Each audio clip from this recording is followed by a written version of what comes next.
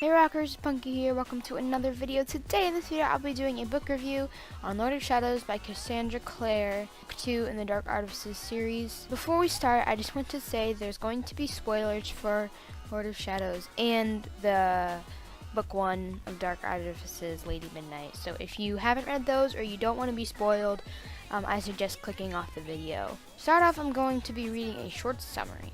A Shadowhunter's life is bound by duty, constrained by honor.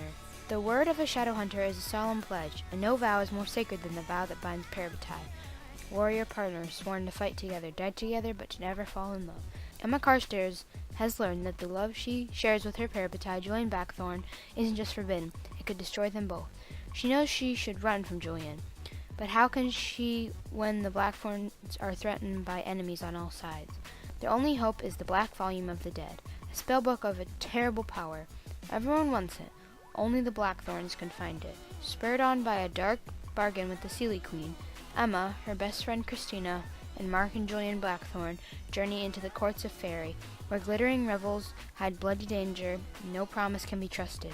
Meanwhile, rising tension between Shadowhunters and Downworlders has produced the Cohort, an extremist group of Shadowhunters dedicated to registering Downworlders and unsuitable Nephilium. They'll do anything in their power to expose Julian's secrets and take the Los Angeles Institute for their own. When Downworlders turn against the Clave, a new threat rises in the form of the Lord of Shadows, the Unseelie King, who sends his greatest warriors to slaughter those with Blackthorn blood and seize the Black Volume.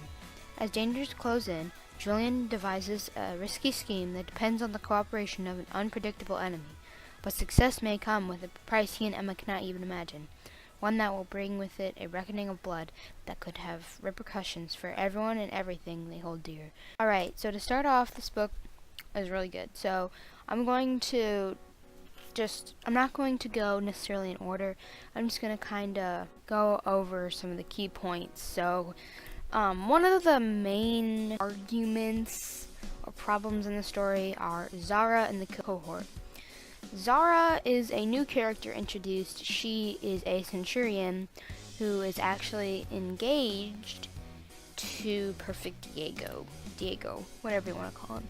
She's engaged to him, and she just, because of this, Christina does not like her, like, at all.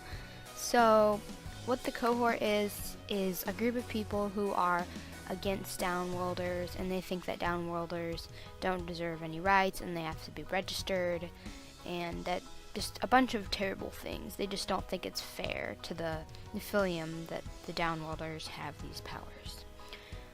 And another point that is very important is Malcolm and Annabelle. Well, okay, so Malcolm comes back to the Institute, and it's like a short little battle before he disappears, and he does have the Black Volume, and he does raise Annabelle from the dead, but shortly after she's raised from the dead, Annabelle kills Malcolm, and he's gone forever, so you don't have to worry about him coming back this time. So Annabelle, you're like, oh, she seems like a pretty good person. Wrong! In the end, she turns on the Blackthorns and disappears with the Unseelie King, after killing Robert Lightwood, Alec and Isabel's father, and Lizzie. Yes, she kills Lizzie. Really? Okay, so that was just like a terrible part.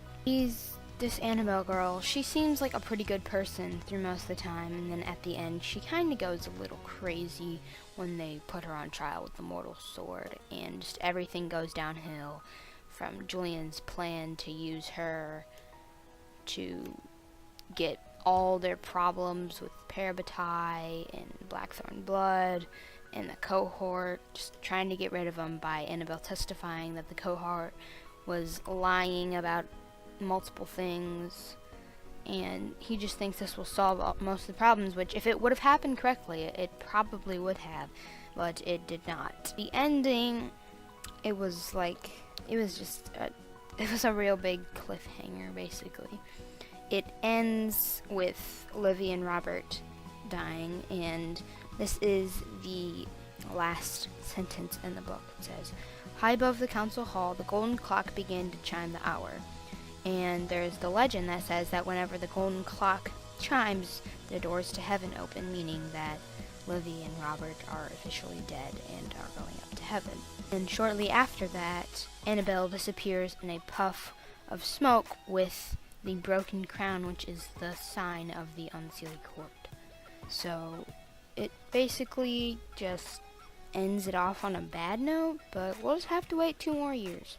No, yes, for 2 years for the next book. So the unseelie, seelie, and just fairies in general played a really important role in this book, because they had the unseelie king who wanted to kill and just didn't like Nephilim and just wants all the power, and the seelie queen who seems to be on their side, but from some of their earlier experiences they don't really know to trust her. And just fairies in general really played a big role in this, especially with Mark and Kieran. Kieran and Mark, their relationship is kind of messed up, and then you throw Christina into that, it just messes everything up. So what happens is Kieran is going to be killed for killing Erath or whatever. So they're putting him on trial, and Mark leaves to rescue him, which everyone's like, why? He betrayed you. But whatever, Mark. He's a pretty good person, so I'm gonna let it slide. And so Julian, Emma, Christina, and Mark go to save Kieran, and when they get there, Kieran's memories are all wiped, so it just makes him forget all the bad things that he did. So they have to treat him nicely so that he'll speak for them in front of the council, and it's just really confusing to everybody because of terrible things that he did, and they don't know whether to trust him. Another thing that was important was actually Magnus and Alec's role. Jace, Clary, Magnus didn't really play a big role in Lady Midnight, but they played quite a large role in this. What happened was Magnus, he was so tired after using all of his magic to heal Kit from a severe concussion that he had no power to attend the council meeting where he quite possibly could have saved everybody, but he was out cold and they couldn't really do anything about that.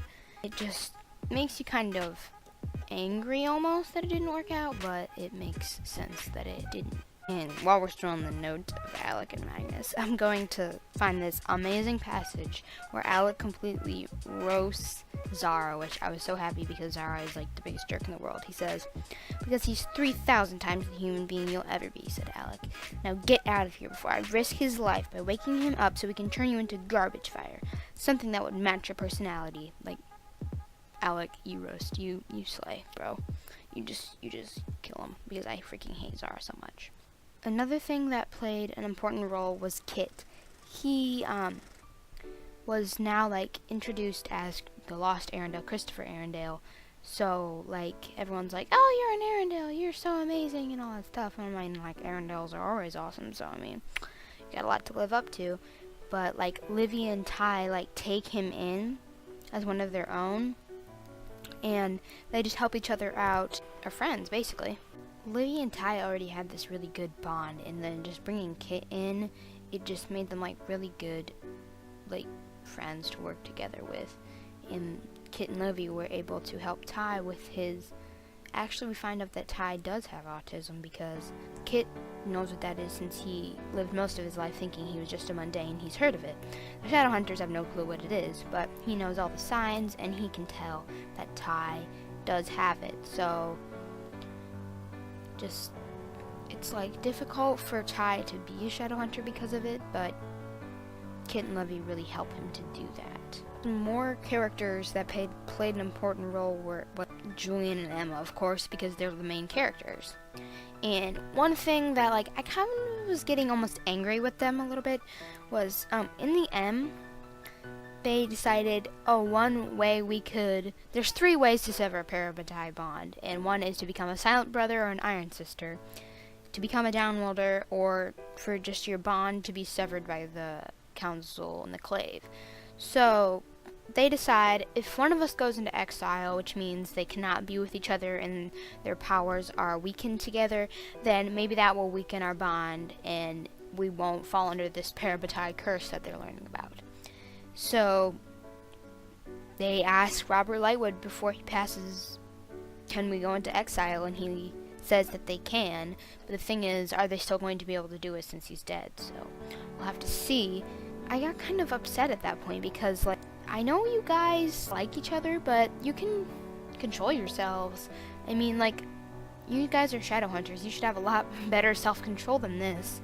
But I just think that they could have worked this out in a better way rather than just separate themselves from each other completely, because I think the Blackthorns basically have Emma as their sister, and she won't be there anymore, so I'm interested to see how that will end up on their part. Diana was pretty important because she did most of the organizing before the big council meeting, talking around to people and just planning everything out to get this council meeting to work in the Blackthorns' favor. So without Diana, I don't think they probably would have been able to get that to work. And one thing that you found out about Diana that I actually am pretty surprised was that she is transgender, meaning she was born a male and she transitioned to a female using mundane medicine. So if the council were to trial her and she were to use the mortal sword, one of the questions that they would ask would be, what was your name at birth? And that would go into a whole entire thing she doesn't want to get started with. So that's one of the reasons she doesn't want to be the head of the Institute for the Blackthorns, because she's afraid that she will be stripped of her runes and sent to this, like, just basically a life of terrible treatment because that she used that mundane medicine with the help of warlocks to figure it out. She's just scared of that they will trial her since she used mundane medicine, since Shadowhunters are not allowed to use that. Diana also kind of started a relationship with Gwyn, which I was like, okay. He's the leader of the Wild Hunt, so they're like really different, like polar opposites. So I'm interested to see how their relationship works, because Gwyn's kind of like awkward about it, and then Diana's like, okay. I mean, it will work if they can figure that out, and I'm sure their relationship will have something to do with the fairy Shadowhunter bond, which won't be allowed, and then that will go into a whole other thing because their relationship will be forbidden, and I'm sure that that will continue into the next book, Queen of Air and Darkness. Overall, this book was amazing. I liked it a lot. I read it in like 2 days. It was so good, and I probably say it was better than Lady Midnight because I don't really remember a lot from Lady Midnight. I remember the key points, but I just really liked this compared to Lady Midnight because I felt like, as I mentioned in my Lady Midnight book review numerous times, it had layers. It had multiple conflicts. It didn't just have, like most of them were just one conflict of, oh, we must defeat the villain. It had fairies versus Blackthorns, Blackthorn and the cohort, Annabelle, and just everything had so many layers of conflict that made the book interesting. So the book was so good, I highly suggest you reading it and checking it out if you can. Thank you guys so much for watching this video. If you did enjoy, please make sure to give it a big thumbs up and hit that subscribe button if you already haven't. Make sure to check out my sponsor Basico, link in the description, and use code PUNKY at checkout for an extra 10% off. Thank you guys so much for watching. Punky out.